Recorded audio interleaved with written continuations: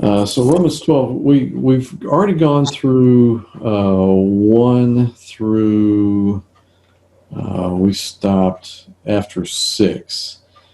But I do want to hit a highlight here of Romans 12:2, because it has, we've had a little break over Christmas, that type of thing, and as I go back to this and study it, it has continued to just hammer in my mind. I think one reason, because I used to kind of skip over, well, what in the world is renewing of my mind? How do you renew your mind? Is it a reboot like a computer?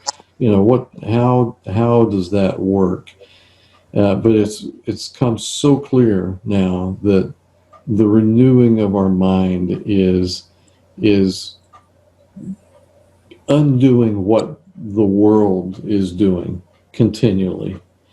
And I wanted to just kind of let you guys brainstorm ways that the world makes you think in the way the world wants you to think. And when you do that, it really hits you pretty hard. So I'll go ahead and let you rapid fire on, how do you think this world, in just even churchgoers like us, how does this world hit us, sandblast us, in order to think the way they want us to think? Doesn't my past show it well enough? Yeah, right. Exactly. I love that second verse just because of that. Okay. I mean, I know what I went through, and I know the day that I was saved, and the way that I felt, and the way that I felt ever since. And I mean, it's like renewing a membership under different terms. And I thought it was fantastic. Yeah. Well, you can call it a lot of different things, but I would say, like, the kind of what we were talking about, the get rich quick, the rat race, if you will, like pursuit of worldly possessions and wealth. Yep. Because that'll make you happy, right? Right. If you just get enough stuff. Temporary. Yeah. Temporary. I mean, even just driving home and billboards. You need this. You need this diamond to make the wife happy. You need, whatever. It's on. You get this boat. Yeah. You get this boat. That's right. If you just had a nicer car, Exactly. Yeah. Exactly. And it's not subtle either. I mean, it's literally like a sandblast.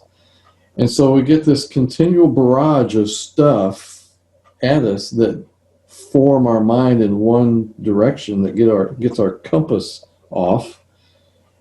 And so how do we get our compass back on what's important?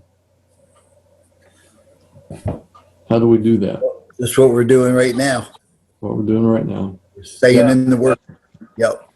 Staying in the Word and prayer is the only way we can renew our minds. Vodi Bachman put it more succinctly and better than that. It was word and prayer. That was it, word and prayer. And so, I'm going to guilt us all right here. How much time do we spend in front of the tube, and how much time do we spend in prayer and word? I mean, that's just okay. Yeah. And then what do we expect? And so it's harder to get back to, renewing our mind to see, so we are able to see what God's will is. So. Well, and I think a big part of that too, that kind of fits, is the people you surround yourself with. I mean, one of the things that I thought of, like, you said brainstorm, was I'm a pretty I don't want to say influent,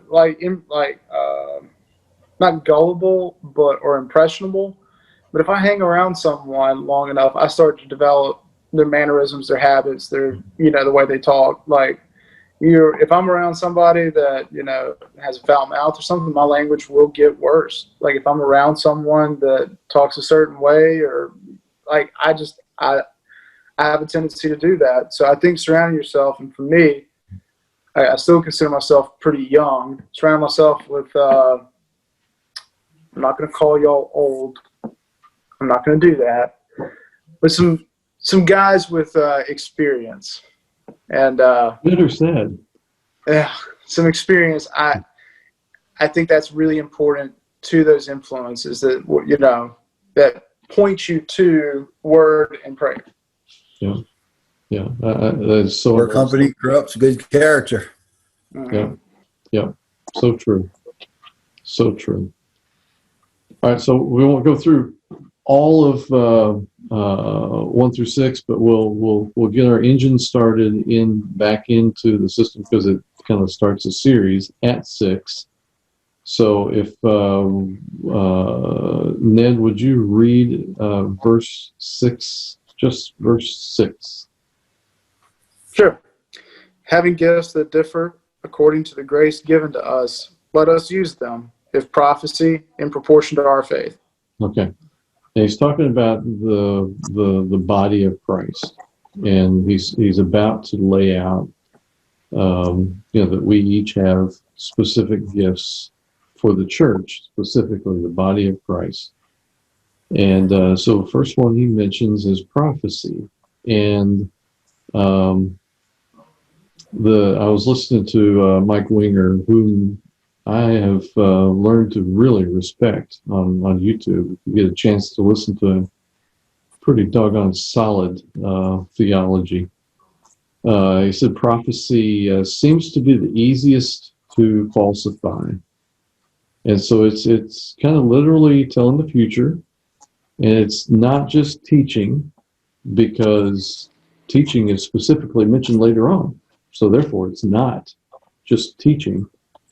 It is inspired speech from God, but it's done in proportion to, which is different than the rest of this stuff.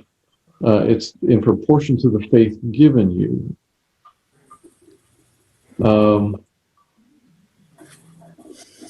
So that's hard to define. That's really hard to define. But when somebody says something is going to happen, we know that prophetically, if somebody says it's going to happen and it doesn't happen, he's a false prophet. And period, because he spoke something in the name of God, and that better be right. So now we talk about a lot, this could mean this could mean that, this kind of opinion. That's different. These fellows are saying this is going to happen and it doesn't happen. They're a false prophet. Look at it as we go on to read here, and there are some, you can argue between all of these attributes that we're going to be talking about. There are between 27 and 30 attributes of a Christian that Paul just rapid fires in Romans 12. And so we're kind of going to break each of these down and try to discern what he's talking about and bring it into our world here. So a lot of these, like prophecy, wasn't so binary. There's a measure of faith in accordance with the measure of faith that God has given you. So there's a measure of an analog measure of faith, and then whoever has the gift of prophecy should use it in accordance with the measure of faith that he's given. Whereas when it starts to talk about serving, it just says, if you have the gift of serving, then serve. If you have the gift of teaching, then teach. So it's binary. If you have the gift, do it. There's no analog in here. There's no in between, which is interesting. And I'm not too sure what to make out of that, other than there's binary and there's analog. So make of it what you shall, and comment if you want. But I just thought that was interesting. In that regard, Doug, if you would read 7 and 8, and we'll break each of these down. Okay. is service in our serving, the one who teaches in his teaching, the one who exhorts in his exhortation, the one who contributes in generosity, the one who leads with zeal, the one who does acts of mercy with cheerfulness. Okay. So serving is meeting needs, obviously. Otherwise, there's no reason to serve. Right. Teaching is another binary. If you have the gift of teaching, then teach. Encouraging, this is a little bit different, or exhortation, some translations will say. I used to think that it was encouraging, hey, good job, you're encouraging a little kid or whatever. Not so much. It's more of, I see that you have the gift of teaching. You really should do that. It's an encouragement to do what somebody else is, encourage somebody else to do what they've been gifted to do. And kind of a verification to the person that has the gift. You have the gift. Yeah, you're a good leader. You should really step up and lead more. I'd like to see you lead more. That's what this gift of encouraging is talking about, according to what I've read and heard. So, anybody has comments on that feel free to jump in. Giving. I thought that was interesting. Everybody's called to give, but and to sacrifice. But then there's the gift of giving, and they kind of indicated that was likely, honestly, practically somebody who's probably well off. So, okay, well, you probably have the gift of generosity. I have a friend of mine who's very well off. Everything he touches is just gold. He's just one of those people, And we had a conversation one time. I said, "Yeah, I don't know that I have a gift of encouragement, but maybe I did at this time." I said, "You probably you need to focus on some areas and to be generous toward the church in this and this other area, just to push him in that direction." Because I said, most people are not like you. Everything you touch turns to gold. I'm not like you. So most people are not. That's a real gift. So, employ people, take care of people, and give it away. All right, so we talked about generosity, leadership. This was pretty simple. If someone follows you, you're a leader. I guess that's pretty simple,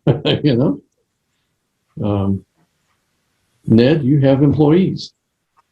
You're a leader. Zeal has always been something that kind of stood out to me, Rich. There are a number of instances, like in law, like kind of specifically like the code of ethics for lawyers. There's a term called like zealous advocacy. And I've kind of looked into it, like, what does zeal mean? And I think it's a lot more than like, a rah-rah person. It's not, I don't think that's like, we're not talking about a cheerleader or the most vocal person in the room. I think we're talking about like zeal deals with something that's like, it's a heart thing. Like if you're going to lead, don't lead with your words. You have to lead like wholeheartedly.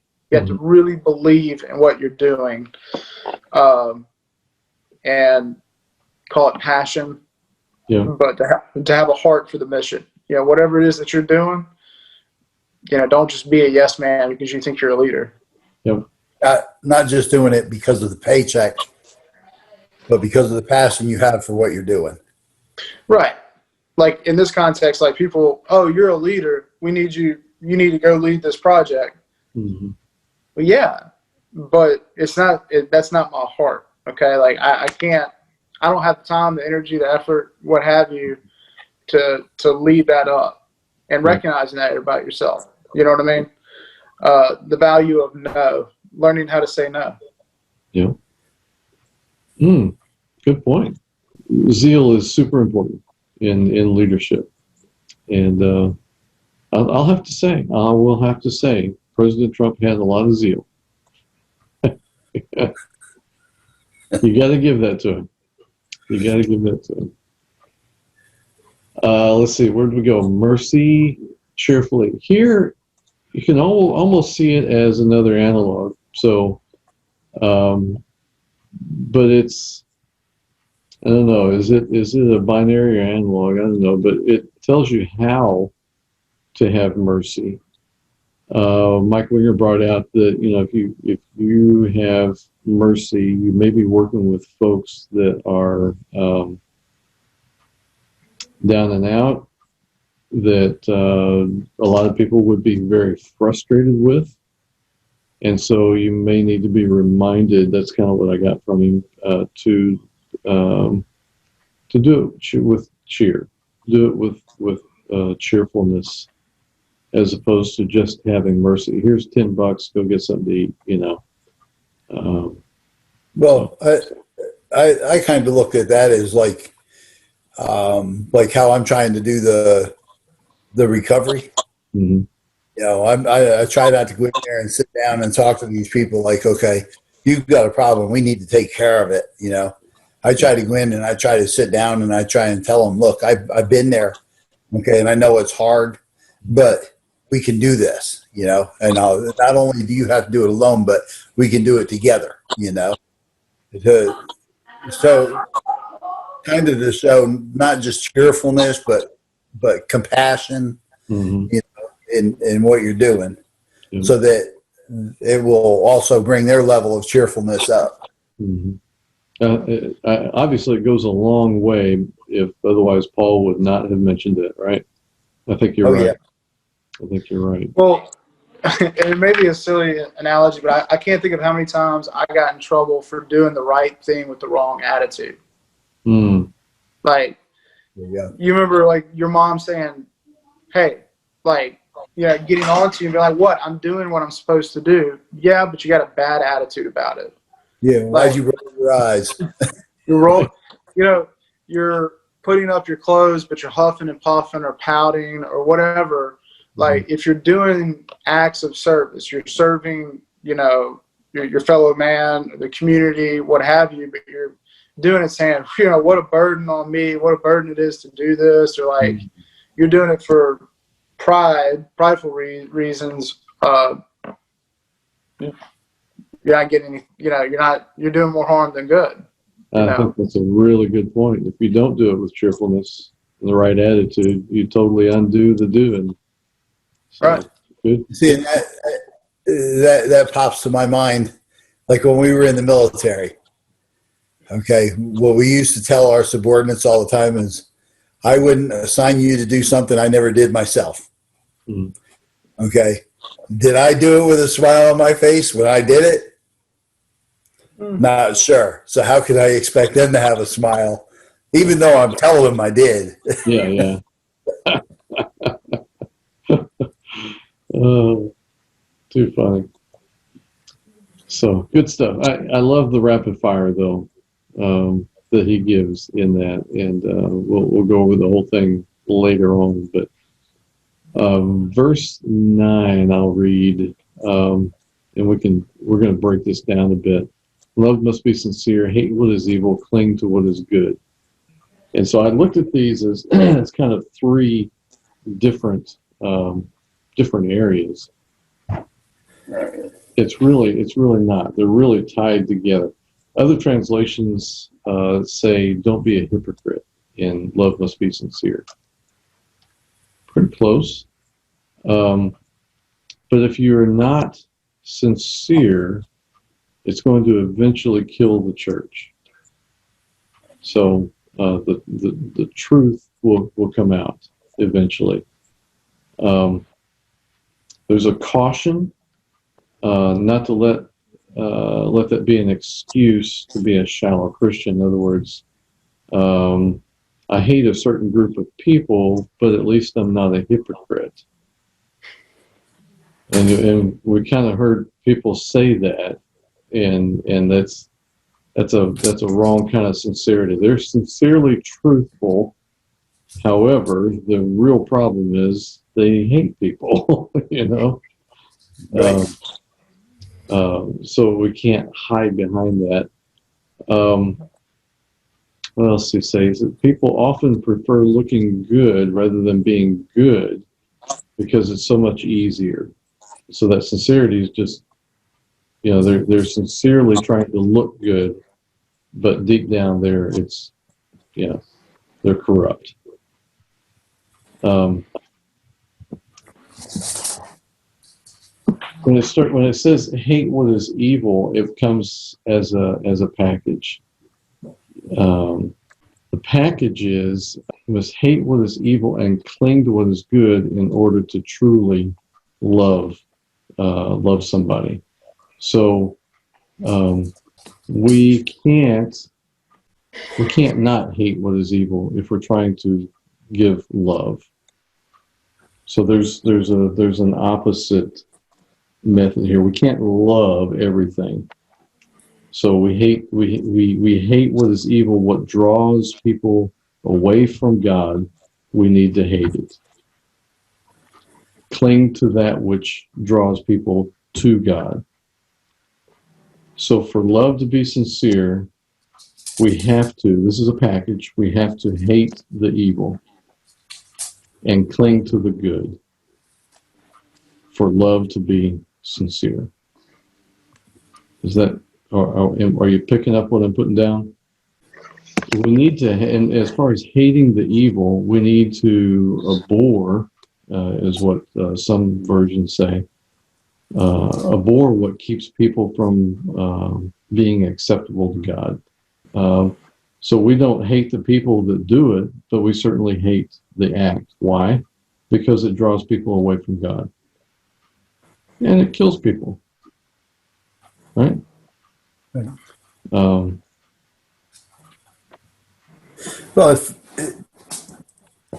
what pops in my mind is it says, let love be genuine. Okay, that explains itself. Abhor what is evil, hold fast to what is good. Mm-hmm. When you stop and really look at everything overall, you only have good or bad. And we're supposed to hold fast to what is good Mm-hmm. and stay clear of what is not. Right. Right. And not just stay clear of it, but despise it. Yeah.